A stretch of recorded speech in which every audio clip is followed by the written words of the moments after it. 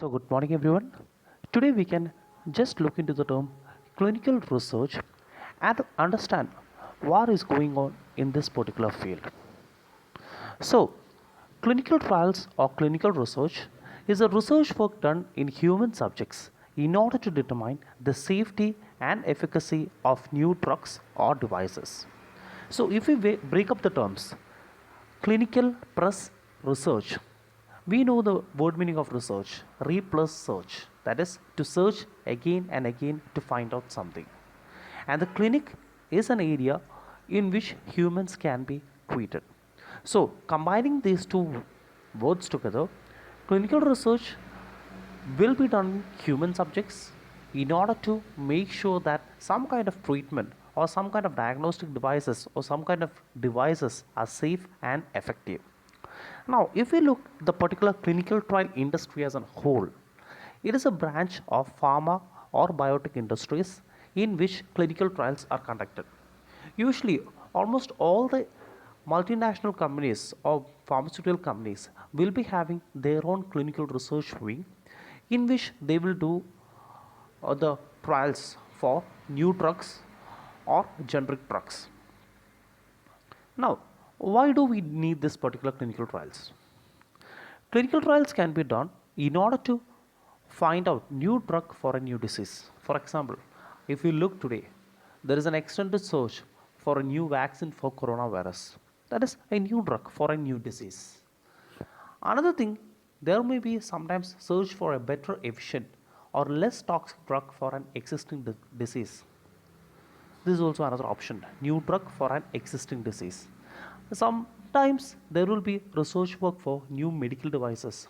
I hope you understand this term, new medical devices.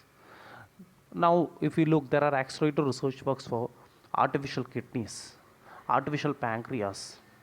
Again, timely insulin deploying machines. All these things will come under medical devices. So we can conduct research for work for them also. Sometimes there will be research work for new diagnostic techniques. Diagnostic techniques in the way that is new techniques which can understand the disease in the basic level very fastly. So for all these things we can conduct this particular clinical trials. Now, why clinical research is mandatory or our clinical research is mandatory? Usually, the regulatory authorities will not allow marketing of any drug or medical device unless proper data is available about its safety and efficacy parameter. So, first of all, we should understand the term regulatory authorities. What do you mean by regulatory authorities? In every country, there will be an organization who controls all the activities of a drug in that particular country. For example, if you take the case of India, it is DCGI, Drug Controller General of India. It is a responsibility of DCGI to make sure that all the drugs marketed in India and safe and effective for the use of population in India. So, in order to make sure the drug is safe and effective, they will mandatorily prescribe clinical trials. That is, clinical trials should be conducted in India before marketing any drug in India. Now, another factor is that the pharmaceutical companies want to know the effect of their product in humans before they are marketed. As after marketing, any claims due to harmful effects of drug will be a burden for pharmaceutical industry. There's a second thing. That is a if the drug is having any kind of harmful effects, and if there is a serious ADR which happens to a patient, sometimes the pharmaceutical company will have to pay a huge sum of money. So they want to avoid this also. So because of these things, the clinical trials are mandatory. Now, usually, how a drug is introduced into market? It is usually introduced using three steps. First of all, there will be preliminary research, then there will be preclinical research, and then there will be clinical research. That is, clinical research is the last part in the introduction of a drug into a market. So, first of all, we can see all these preliminary research. Now, this starts from discovery of a molecule and comprises of determining its physical and chemical properties, pharmaceutical properties, disintegration and dissolution characteristics to the determination of lead compounds. So, as we had discussed in the drug discovery and development, the initial discovery of drugs. that is a preliminary research. That is, we have an area of interest, we have a disease of interest. First of all, what we will do is that we will determine or we will identify such compounds, some compounds which can help us in order to control that particular disease. So we will study all the properties of that particular compound in that particular step, and we will form some lead compounds, that is some compounds which is giving a promise for the treatment of that particular condition.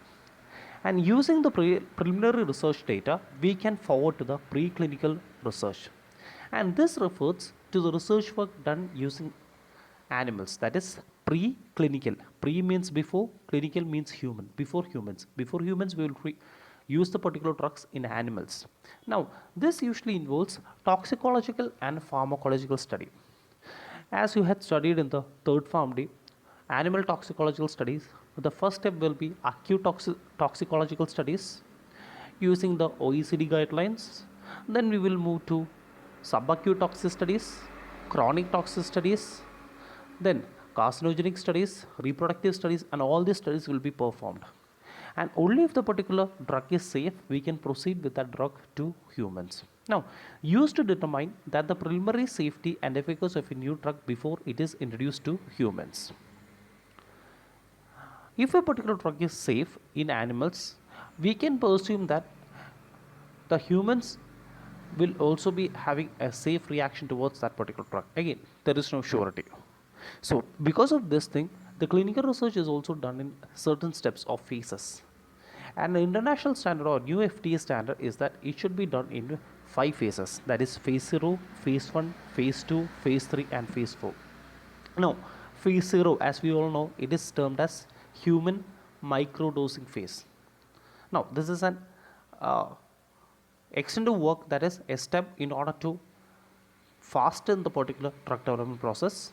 The phase 1 is human pharmacology phase, in which we will study the safety aspect of the particular drug. Phase 2 is human therapeutic exploratory phase, in which we are studying the therapeutic effect of the drug for the first time. Phase 3 is human therapeutic confirmatory phase. Phase 4 is done after marketing of the drug, in order to know if there are any hidden adverse events for the particular drug. Now, all these phases are done to obtain data about the new chemical moiety which is intended to be used as a new drug. Now, what is the scope of clinical research? On account of the duties performed, the clinical research industry can be broadly classified as, first of all, clinical trial operations department, data management department, pharmacovigilance and regulatory submission, and QA/QC department. So, after completing your course, if you get a chance to join the clinical research industry, even though coming under clinical research as a broad term, there will be 4 separate departments. That is, you can be employed in any of these departments. As we look, this may seem a very, very varied department, that is, without having any common link. But this all comes under the clinical trial industry. That is, there will be a clinical trial operations department who directly monitor all the clinical trial activities. There will be data management department who will use all the data obtained from the clinical trial to make some conclusions. There will be a pharmacovigilance department. Usually, this is the department who uses the data from the phase for regulatory submission, and there will be a QA/QC department to check the quality of all the other functions. Now, each department is interlinked but has its own unique duties. A well-trained clinical research professional can enter into all these streams according to his experience, interest, and knowledge. Now, extent of available job opportunities. In India alone, the present clinical trial market is around 2 billion US dollars and is expected to grow nearly to 5 billion in 2025. Again, some setbacks may come because of this particular coronavirus problem, but again, the market healthcare sector is expected to grow only because we humans will develop diseases. So automatically healthcare sector will grow. Now, while India is in its own standard clinical research, most of the medical schools lack a formal course in training of clinical research. So there is a shortage of trained manpower. Presently, if you search on the internet, there is a vacancy for around 5,000 trained clinical research professionals in India alone. Also, there is expected to be a demand of around 50,000 trained clinical research professionals in India in future. Now, if we look into the operations department, these are the various job opportunities just in the operations department. We had seen four departments, which were they? Operations department, data management department, QA/QC department, and pharmacovigilance department. So just in the operations department, there are this many functions. There can be, this is from the lowest to the highest to the hierarchy. That is, clinical research coordinator is the lowest in the hierarchy. Above that comes the clinical research associate 1, clinical research associate 2, the senior clinical research associate, the team leader, project manager, manager for clinical operations, and head for clinical operations. You will come across most of these terms while studying or while going detail in this particular year. So thank you. This was just a brief understanding about the clinical trial.